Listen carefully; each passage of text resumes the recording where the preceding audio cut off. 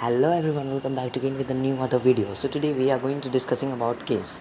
So what do you mean by case? Case is a list in English terms regarding a manner of categorizing of nouns, pronouns, adjectives, participle, numerals according to the traditional corresponding grammatical functions. Case जो है pronoun और noun के साथ ही रहता है, इसी में रहता है.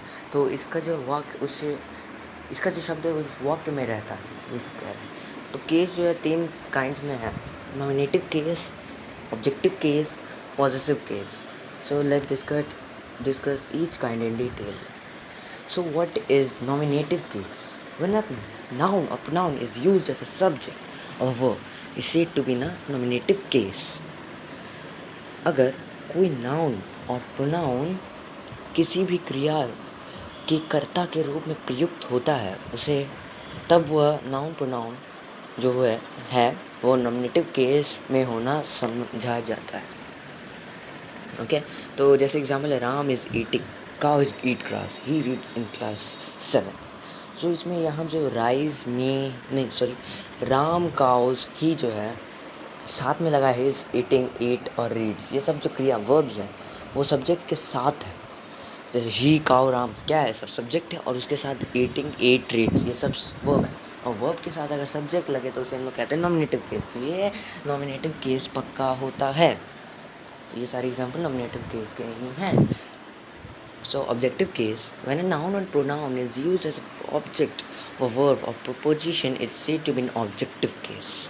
जब कोई नाउन या प्रोनाउन किसी भी वर्ब या प्रीपोजिशन के ऑब्जेक्ट के रूप में प्रयुक्त होता है तब वह नाउन और प्रोनाउन ऑब्जेक्टिव केस में समझा जाता है. जैसे he eats rice, she loves me, I am going to him. यहाँ पे हम देख सकते हैं राइस, मी, हिम जो है लास्ट में लगा है, और वर्ब्स का फॉर्म जो है ईट्स, लव्स, इसे प्रीपोजिशन के साथ टू लगा है. यह ऑब्जेक्ट के रूप में प्रयुक्त हुआ है. मी, हिम सब क्या है, ऑब्जेक्ट के रूप में प्रयुक्त हुआ है. तो ये राइस, मी, हिम ऑब्जेक्टिव केस में आ रहा है. अगला है ऑब्जेक्टिव केस, तो हम लोग कर लिए. अगला है पॉसेसिव केस. सो पॉसेसिव केस क्या है? When the form of noun or pronoun is used to show position or relation is said to be in possessive case. जब किसी नाउन या प्रोनाउन के रूप में अधिकार या संबंध का भाव प्रकट होता है तब उक्त नाउन प्रोनाउन को पॉसेसिव केस में होना समझा जाता है. जैसे यहाँ एग्जांपल है, this is Ram's cow, he is Rohan's brother, she is my sister, this is his cats. तो यहाँ पे आप देख सकते हैं राम, सुमन, माई, हिज, ये सब संबंध अधिकार का भाव प्रकट कर रहे हैं कि जैसे this is my Ram's cow, Ram और काउ के बीच का जो रिलेशनशिप है यहाँ पे दर्शाया जा रहा है. He is Rohan's brother, Rohan से और उसके भाई के बीच जो रिलेशनशिप है यहाँ पर दर्शाया जा रहा है. She is my sister, she जो हो गया कोई पर्टिकुलर लड़की जो है वो अपना बहन की तरफ रिलेशन दर्शा रही है. तो दिस इज हिज कैट, तो दिस जो लड़का है या लड़की है जो है उसका कैट है, तो कैट और लड़का या लड़की का रिलेशनशिप दर्शा रहा है. यही है पॉसेसिव केस. तो इसका कुछ एग्जांपल है नॉमिनेटिव केस का, I, we, you, he, she, it, they, ये सब नॉमिनेटिव केस में. और पॉसेसिव केस में 2 बांटा गया, possessive adjective, possessive pronoun.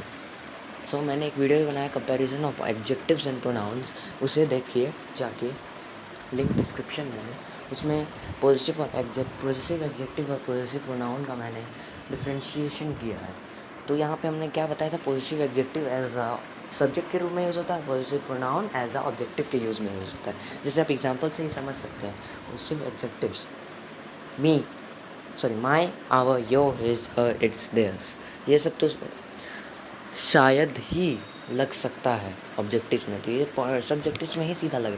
Pronoun में देखिए, mine, ours, yours, his, hers, theirs.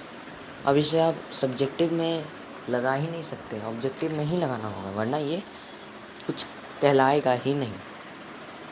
फिर लास्ट वाला जो है हमारा वो है objective case, her, it, them, me, us, you, him. ये सब जो है ऑब्जेक्टिव केस में आता है, ये क्योंकि ये सब ऑब्जेक्टिव में ही प्रयुक्त होता है. ठीक है, तो फिर यहाँ पे हम लोग कुछ डिस्कस कर लेते हैं एग्जाम्पल को, कि थ्री काइंड जो है उसे हम लोग उसका एग्जाम्पल्स को हम लोग डिस्कस कर लेते हैं और बारीकी से जानने के लिए. जैसे राम बीट्स श्याम, राम ने श्याम को मारा, तो राम क्या हो गया, नॉमिनेटिव केस. क्यों का नॉमिनेटिव केस? क्योंकि बीट्स क्या है, बीट्स मारना मतलब कोई एक्शन है, तो इसे हम लोग कहेंगे वर्ब। तो अगर आप वर्ब और सब्जेक्ट साथ में लगे तो उसे हम लोग नॉमिनेटिव केस कहेंगे, आप जानते ही हैं। फिर लास्ट में श्याम है, तो ये ऑब्जेक्टिव केस कैसे हो गया?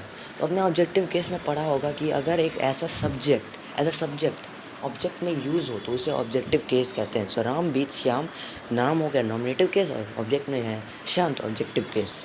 फिर अगला डिस्कस करते हैं, she is my sister. She nominative case क्योंकि ये रिलेशन दर्शा रहा। माई पोजीशन केस हो गया, सिस्टर्स के साथ और शी के साथ रिलेशनशिप दर्शा रहा है। तो थैंक्स फॉर वॉचिंग। अगले वीडियो में हम लोग डिस्कस करने वाले हैं degree of comparison. So stay tuned and subscribe my channel to get the notifications of new uploaded video. So stay. Bye. Meet up soon in next video.